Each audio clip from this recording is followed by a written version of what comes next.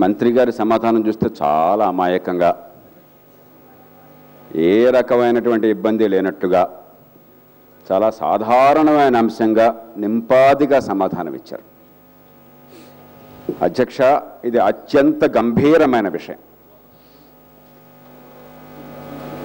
ఖచ్చితంగా ఈ రాష్ట్రంలో పెట్టుబడులు పెట్టిన వాళ్ళని మనం ప్రోత్సహించాలి, వారందరికీ మద్దతు ఇవ్వాలి. అందున మన రాష్ట్రం నుంచి పెట్టుబడులు పెట్టిన వాళ్ళైతే సహజంగా ఈ రాష్ట్రం నుంచి వచ్చిన పారిశ్రామికవేత్తలు కాబట్టి కాస్త వారి పక్క సద్భావంతో ఉండాలి, పెట్టుబడులను ప్రోత్సహించాలి. పెట్టుబడులు పెడితే మాకు ఈ రాష్ట్రంలో రక్షణ ఉంటుందన్న విశ్వాసం కలగాలి. కానీ ఇదే సమయంలో అధ్యక్ష, సహజ వనరుల్ని కేటాయించడంలో కొన్ని మౌలికమైన ప్రమాణాలు ఉండాలి. ఈ గాలిని, ఈ వెలుతురుని, ఈ నీటిని, ఈ సముద్ర తీరాన్ని, ఈ 2G స్పెక్ట్రాన్ని, ఈ మైన్స్ని, ఈ భూమిని మొత్తాన్ని కూడా మేము ప్రస్తుతం అధికారంలో ఉన్నాం కాబట్టి మా ఇష్టం వచ్చినట్టు అప్పనంగా ఎవరికైనా ఇచ్చి పారేస్తాము, భవిష్యత్తు లేదు, వచ్చే తరాలు పానివ్వండి, 5000 సంవత్సరాల చరిత్ర ఉన్న దేశం ఏమైనా పర్లేదు అని చెప్పి అనుకుంటే అది ప్రభుత్వం చేసే తీరు కాదు అధ్యక్ష. ఆ హక్కును ఏ ప్రభుత్వానికి ఎవరు ఇవ్వాల. అధ్యక్ష, సుప్రీంకోర్టు చాలా స్పష్టంగా తన తీర్పుల్లోకే పేర్కొన్నది, the concept of public trust అధ్యక్ష, పబ్లిక్ ట్రస్ట్ డాక్ట్రిన్. ప్రకృతి ప్రసాదించిన సహజ వనరులు ఏ ఒక్కరి సొత్తు కాదు. సముద్ర తీర ప్రాంతం ప్రకృతి వనరు కాదని చెప్పానండి. దాన్ని మంత్రి గారు పెద్దలు, లేకపోతే ముఖ్యమంత్రి గారు ఇక్కడే ఉన్నారు సభలో పెద్దలు, మేము కొత్తగా సృష్టిస్తాం జయప్రకాష్ గారు, భయపడబోకండి, 974 కిలోమీటర్ల తీరం ప్రకృతి ఇస్తే మేము 9000 కిలోమీటర్లు సృష్టిస్తాం, భయపడతారు ఎందుకు చెప్పండి, సంతోషిస్తాం, ఎలా సృష్టిస్తారో చెప్పండి. Let us go into questions, please. Yes. Yes. కొంచెం ఊపిపట్టండి. ప్రశ్న చాలా తీవ్రమైనది, ఇది విషయం చాలా గంభీరమైనది. నేను అప్రస్తుతంగా మాట్లాడేది అధ్యక్ష. You can come back again in supplementary questions. Yes, specific గా అడగండి. Yes. అధ్యక్ష, yes. ఎలాగో మామూలు చర్చలు జరగట్లేదు కండి, చర్చ టైంలోనూ సరైన విషయంలో చర్చ జరగను, కొంచెం నింపాదిగా ఉండండి. అధ్యక్ష, నా దగ్గర ప్రపంచంలో ఉన్నటువంటి అతిపెద్ద ఓడరేవుల వివరాలను అధ్యక్ష, ప్రపంచం మొత్తంలో అతిపెద్ద ఓడరేవుల అధ్యక్ష, ఒక్కసారి మీ ద్వారా సభకు తెలియజేయడం కోసం, సింగపూర్ అధ్యక్ష ప్రపంచం మొత్తంలో పెద్దది ప్రస్తుతం. సింగపూరు, షాంఘై ఎప్పుడు 1-2 స్థానాలు మంచి పోటీ పడుతున్నాయి. 515 మిలియన్ టన్నుల కార్గో అధ్యక్ష. షాంఘై 508 మిలియన్ టన్నులు చైనాలో. రోటర్డామ్ యూరోప్లో అతిపెద్ద పోర్టు 421 మిలియన్ టన్నులు. టియాన్జిన్ చైనాలో 365 మిలియన్ టన్నులు. నింగో చౌషాన్ మళ్ళీ చైనాలో 361 మిలియన్ టన్నులు. హ్యాంగ్జౌ చైనాలో 347 టన్నులు. చింగ్డావ్ చైనాలో 278 మిలియన్ టన్నులు. హాంకాంగ్ చైనాలో 259 మిలియన్ టన్నులు. Yes. చిన్హువాంగ్డావ్ చైనాలో 242 మిలియన్ టన్నులు. You made your point. Yes. అధ్యక్ష, yes. భారతదేశంలో ఉన్నటువంటి పెద్ద పోర్టుల మొత్తం కలిపి అధ్యక్ష 560 మిలియన్ టన్నుల సామర్థ్యంతో ప్రస్తుతం కార్గో నడుపుతున్నాయి. ప్రపంచంలో అతిపెద్ద పోర్టు దీనికి సమానంగా ఉంది అధ్యక్ష. సింగపూర్ సుమారు దీనికి సమానంగా ఉంది అధ్యక్ష. ఒక్క చైనాలోనే ప్రపంచంలో 20 పెద్ద పోర్టుల్లో 9 ఉన్నాయి. 2200 మిలియన్ టన్నులు ఒక్క చైనా ఒక్కటే అధ్యక్ష. 2800 మిలియన్ టన్నులు, మనకంటే 6 రెట్లు సామర్థ్యం. కానీ అధ్యక్ష, అలాంటిది మన దేశంలో కూడా చైనాకి దీటుగా ఒక 3000 మిలియన్ టన్నులో 4000 మిలియన్ టన్నులో సామర్థ్యం రావడం కోసం ప్రయత్నం చేసేది పోయి,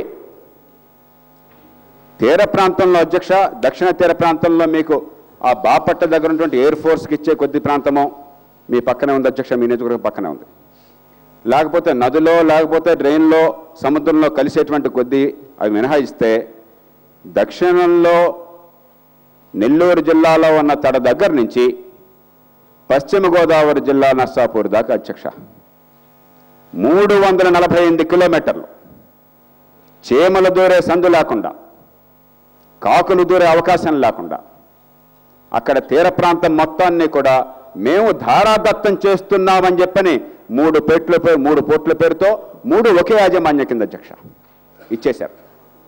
దేశ చరిత్రలో అధ్యక్ష ఇంతవరకు అసలు ఎక్స్క్లూజివ్ జోన్ అన్నది లేదు, ఈ కాన్సెప్ట్ లేదు, ఏ చట్టం కింద లేదు. ఇది కంకరెంట్ సబ్జెక్ట్. ఇది దేశంలో ఏ పోర్టుకి చేరా అధ్యక్ష, దేశంలో ఉన్నటువంటి కేంద్ర ప్రభుత్వ ఆధీనంలో ఉన్న మేజర్ పోర్టులు అతి పెద్దది, వాటిల్లో విశాఖ పోర్టు 65 మిలియన్ టన్నుల సామర్థ్యం ఉన్నది. మేజర్ పోర్టులు అధ్యక్ష మీకు మ్యాంగళూరు పోర్టు, న్యూ మ్యాంగళూరుకి 1.7 కిలోమీటర్లు, 2 కిలోమీటర్ల కంటే తక్కువ ఉన్నది. విశాఖకి 13-15 కిలోమీటర్లు ఉన్నది. అతి ఎక్కువ ఉన్నది అధ్యక్ష కొచ్చిన్ ఒక ఐలాండ్ కాబట్టి 36 కిలోమీటర్లు ఉన్నది దేశం మొత్తంలో. బొంబాయి అధ్యక్ష, బొంబాయి 13 కిలోమీటర్లు, నవీ ముంబై 14 కిలోమీటర్లు. కాండ్లా మళ్ళీ తక్కువ ఉంది అధ్యక్ష, 36 కిలోమీటర్లు హైయెస్ట్, 1.7 కిలోమీటర్లు లోయెస్ట్. తూర్పు తీరంలో కేంద్ర ప్రభుత్వం ఆధీనంలో ఉన్నటువంటి అన్ని పోర్టులు కలిపితే అధ్యక్ష 2 పోర్టులేమో హాల్డియా, కలకత్తా, హుగ్లీ నది మీద ఉన్నాయి. తీర ప్రాంతంలో బంగాళాఖాతం మీద ఉన్నటువంటి పోర్టులు అన్నీ కలిపితే మొత్తం ఉన్నది అధ్యక్ష 79 కిలోమీటర్ల వాటర్ ఫ్రంట్. అలాంటిది అధ్యక్ష, ఆవేదన అర్థం చేసుకోండి అధ్యక్ష. అలాంటిది జయప్రకాష్ నారాయణ గారు, you have to get the information from the government. అందుకే అధ్యక్ష please be a little more specific on the questions that you want. ఖచ్చితంగా నేను ఈ సభలో ఏనాడు క్వశ్చన్స్ కదా. ఖచ్చితంగా అధ్యక్ష. అలాంటిది అధ్యక్ష 79 కిలోమీటర్లు దేశంలో తూర్పు తీర ప్రాంతంలో ఉన్న మేజర్ పోర్టులన్నిటికీ వాటర్ ఫ్రంట్ కేటాయిస్తే ఆంధ్రప్రదేశ్లో దక్షిణ తీర ప్రాంతంలో ఏలిన వారు అధ్యక్ష 3 పోర్టులు ఎంత సామర్థ్యంతో వస్తాయో, ఏ స్థాయిలో ఉంటాయో నాకు తెలియదు అధ్యక్ష. 348 కిలోమీటర్లు కేటాయించారు పోర్టుకి ఇచ్చినట్టు వాటర్ ఫ్రంట్ కానీ ఎక్స్క్లూజివ్ జోన్ కానీ ఇంకెవరు చొరబడకుండా.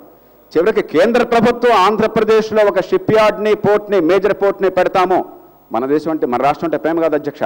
మన రాష్ట్రంలో ఉన్న ఆస్తుల్ని వారు డిఫెన్స్ వారికి అమ్మి 1000 కోట్ల పైన ఆర్జించారు కాబట్టి మేము ఈ రాష్ట్రంలో పెడతామని ముందుకొచ్చారు. ముఖ్యమంత్రి గారు ఉత్తరం రాశారు వారికి, పోర్టు పెడతామయ్యా, మీకు షిప్ యార్డ్ పెడతామయ్యా, మాకు భూమిని ఇవ్వండి. దక్షిణ తీరంలో, ఉత్తర తీరంలో మాకు విశాఖపట్నం ఉంది కాబట్టి అని చెప్పంటే అబ్బెబ్బే మేము అంతా కేటాయించేశామండి, మాది రాచరికం అని చెప్తున్నారు అధ్యక్ష. ఈ నేపథ్యంలో అధ్యక్ష, ఈ నేపథ్యంలో మొట్టమొదటి అధ్యక్ష కేంద్ర ప్రభుత్వ అనుమతి తీసుకున్నారా ఇంత కీలకమైనటువంటి నిర్ణయం తీసుకునేటప్పుడు?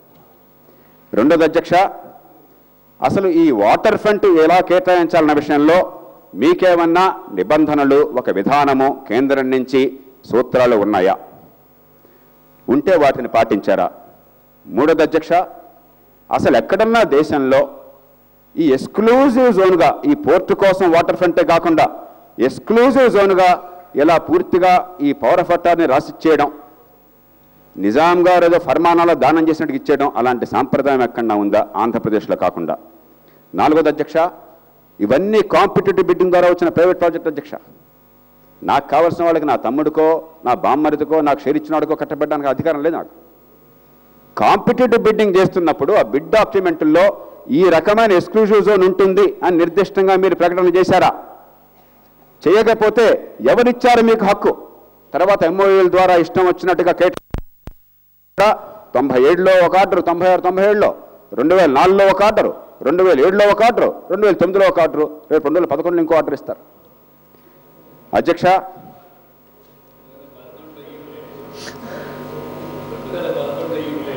ఇంకేం లేదు, ముఖ్యమంత్రి గారు చెప్తున్నారు పాపం, ఇంకేం లేదు. భవిష్యత్తులో ఈ పార్టీ వేరే అక్కర్లా.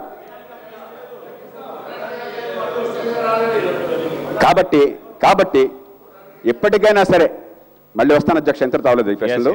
ఇప్పటికైనా కూడా మీరు ఈ విషయంలో ఈ ఎంఓఎల్ని సవరించి ఏకపక్షంగా ప్రజల అనుమతి లేకుండా, కేంద్ర ప్రభుత్వ అనుమతి లేకుండా, ప్రజా సంక్షేమాన్ని పాటించకుండా గతంలో మీరే చేసిన ఒప్పందం ప్రకారం 6.2 పారాలో ప్రజా సంక్షేమం కోసం ఏ మార్పులను చేయొచ్చని చెప్పంటే ఉన్నది. కాబట్టి దాని ప్రకారం ఈవేళ రాష్ట్ర ప్రయోజనాలని పోటీ కోసమని కేంద్ర ప్రభుత్వం ఏర్పాటు చేసేటువంటి పెట్టుబడుల్ని వాటిని ప్రోత్సహించడం కోసం దీనిలో తగిన మార్పులు చేసి ముందుకు వస్తారా?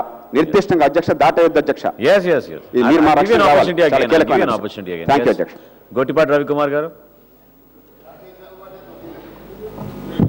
స్పీకర్ సార్, మీ ద్వారా మంత్రి గారిని అడుగుతా ఉన్నాం సార్. ఒకే సంస్థ